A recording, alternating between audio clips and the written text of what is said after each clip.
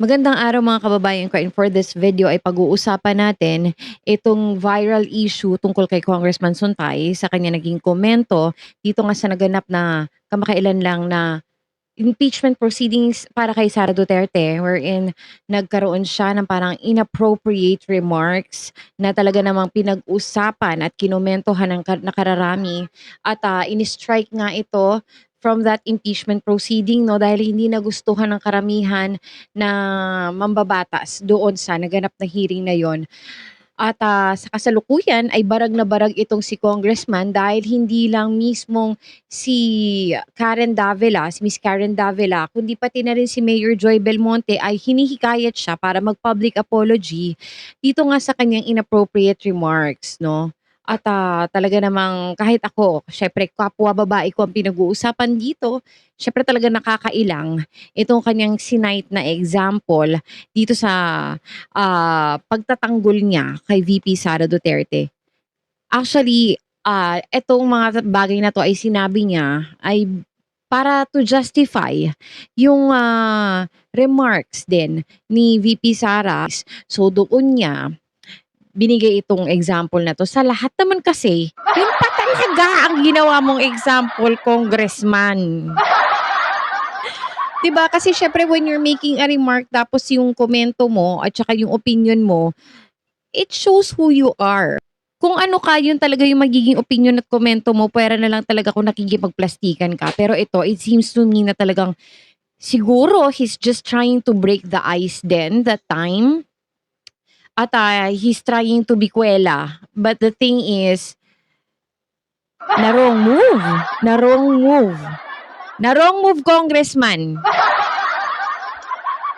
So hanggang ngayon nga ay talagang pinabubulaanan pa rin ito ni Congressman Suntay na may mali sa kanyang sinabi, no? At naninindigan nga siya na hindi immoral at walang kabastusan sa kanyang controversial na pahayag patungkol kay Ann Curtis.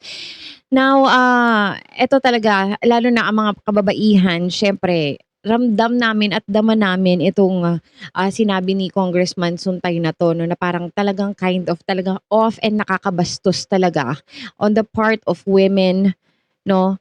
Talagang hindi maganda siya, especially you're on a formal hearing, tapos you're gonna cite these examples just to justify another wrongdoing.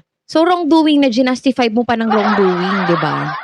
Tsaka yung mga ganitong opinyon at komento dapat tinatago na lang 'to sa sarili, 'di ba? Hindi na natin ibinubulalas pa sa publiko. At eto nga, sabi dito sa isang interview sa kongresista ay pinagdiinan niyang hindi sexual ang kanyang statement at isang imaginary situation lamang. Sabi pa niya, "There's nothing sexual dun sa sinabi ko, nothing immoral. I said lang naman in-imagine ako, I think there's nothing wrong there. There's nothing even sexual sa statement na yun, pero hindi bobo ang mga nakikinig sa iyo, Congressman. Lalo pat sinabi mo mismo na may nag-init, 'di ba? Sinabi niya yun, na parang there's something burning inside of him. So ano yon? Paki-explain further para maintindihan po namin."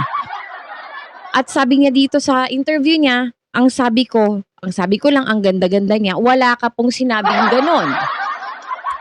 Hindi niya kasi talagang tinumbok na yun talaga yung ibig niya sabihin na ang ganda-ganda niya. And I think she would take it as a compliment that I feel and I believe that she is very beautiful, yun ang explanation niya. So, hindi nga bobo ang mga nakikinig sa inyo. The fact na ang daming na-offend doon sa committee hearing na yon is we all feel the same way about it. Congressman Suntay, hindi mo rin pwedeng i-justify sa harapan ng mga tao yon o sa mga kababaihan dahil alam naman natin kung ano talaga ang pinatutungkulan mo doon. So puntahan naman natin yung naging reaksyon ni Miss Karen Davila dito sa naging pahayag ni Bong Suntay. So sabi dito, ay hindi napigilan ng news anchor na maglabas ng galit laban kay Suntay sa pagtatapos ng TV Patrol noong March 3, kung saan nabanggit din niya ang pagdiriwang ng Women's Month ngayong buwan. Pahayag ni Karen, "Gusto ko lang sabihin po na ang March ay Women's Month, pero yung nangyari po, yung sinasabi ng isang representante, si Congressman Suntay, marami na ang hindi conscious at aware sa misogynistic comments sa mga kababaihan. kung nakakainsulto sa babae, walang respeto. Dapat 'wag na nating tanggapin yung minsang biro-biro lang, ang tagal na natin tinanggap yun. Mali po yun. Yung kulturang gano'n, hindi okey yun, mariing sabi ng news anchor. Aniya pa, binabayaran daw ng taong bayan ang mga mambabatas tulad ni Suntay para mapabuti ang buhay ng mga Pilipino, hindi para magpa-cute lang, totoo yun.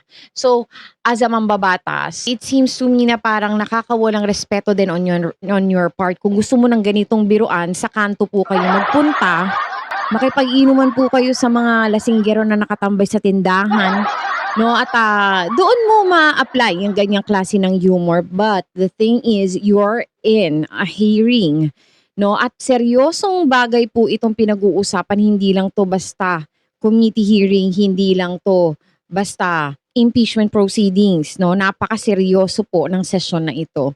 So, para ikaw mag-cite ka ng example na ganyan, sana gumamit na lang po kayo ng ibang example, 'no, para mas further maintindihan po kayo ng bawat isa, 'no, lalo na siyempre 'di ba, eto pinagtatanggol mo si Sarah, lalo lang siya nalagay sa alanganin dahil nga itong pagtatanggol mo sa kanya ay hindi appropriate at kabastos-bastos.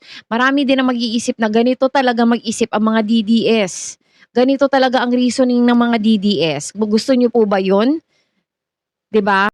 So dumako naman tayo dito sa sinabi ni Mayor Joy Belmonte at pinakikiusapan nga niya itong si Bong Suntay na mag-public apology. So sabi dito, hinimok ni Quezon City Mayor Joy Belmonte ng public apology si Bong Suntay, ang representative ng 4th District ng lungsod ng Quezon City, sa hindi magandang komento tungkol kay Ann Curtis. So I urge Congressman Bong Suntay to apologize for the inappropriate remarks that he made at the recent House Committee hearing. His words directly contradict the spirit of empowerment that we have worked hard to build here in Quezon City.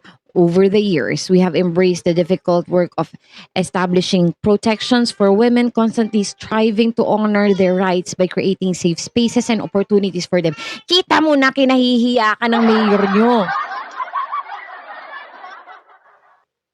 Nakakahiya. May this serve as a lesson for everyone, at eto nga 'no, nung time na, in-strike nila itong komentong ito ni Bong Suntay, ay naki-second emotion din ang ating pastor na si Bienvenido Abante. 'Di ka na nahiya, nandun si pastor. May this serve as a lesson for everyone na nasa kongreso, mapa-kongreso man 'yan o senado man 'yan, 'wag nating gawing biro at magsundot ng ganito just to break the ice, 'no. We understand that it's very, very serious kapag nandun ka sa hearing, but, yung ganitong klaseng pagbe-breaking the ice is really not good. So about a couple of minutes ago, meron tayong nabasa na tweet from Jasmine Curtis Smith, 'no. Ito yung kapatid ni Ann Curtis Smith na nakababata, at, ni-repost niya itong quote card wherein na-imbyerna itong si Karen Davila, at dun nga naka-indicate lahat, 'no, na tungkol sa pagiging disappointed ni Karen Davila dun sa naging pahayag ni Bong Suntay sa impeachment proceedings kamakailan lamang. At eto nga, nagalit din ang kapatid ni Ann Curtis Smith at nilagyan pa niya ng caption itong kanyang shared post ng disgusting.